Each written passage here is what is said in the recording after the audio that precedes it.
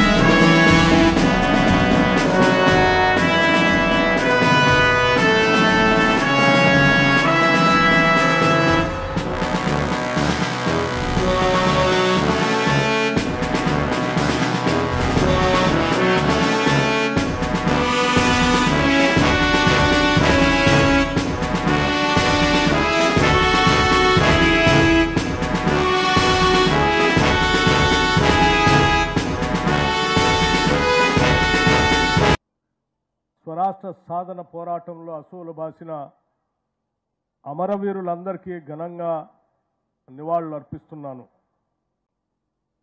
ప్రత్యేకంగా స్వరాష్ట్ర సాధన కోసం ప్రాణాలు అర్పించి అమరులైన ఖమ్మం ముద్దుబిడ్డలు జర్పుల సురేష్, యనమందల వేణుగోపాల్, వెంపటి రామకృష్ణ, రావు సుధాకర్ రెడ్డి, మీన వేణు, కళాప్రకాష్, కుమార్ జైన్, అన్నాబత్తుల రవీంద్రనాథ్, ఎస్కే మెహమూద్ పాషాలకు జోహార్లు అర్పిస్తున్నాను.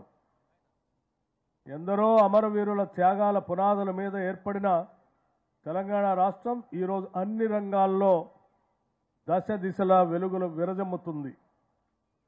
దేశంలో అందరి దృష్టిని ఆకర్షిస్తుందని చెప్పుకునేందుకు గర్వపడుతున్నాను.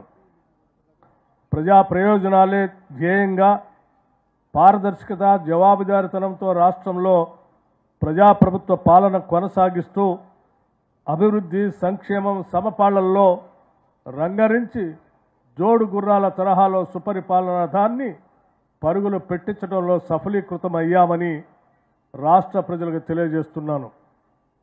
తెలంగాణ రాష్ట్రాన్ని భారతదేశంలోనే ప్రపంచ స్థాయిలో అగ్రస్థానంలో నిలిపేందుకు గౌరవ ముఖ్యమంత్రి శ్రీ ఏ రేవంత్ రెడ్డి నాయకత్వంలో తెలంగాణ రైజింగ్ 2047 విజన్తో ప్రజాప్రభుత్వం ముందుకు సాగుతుంది.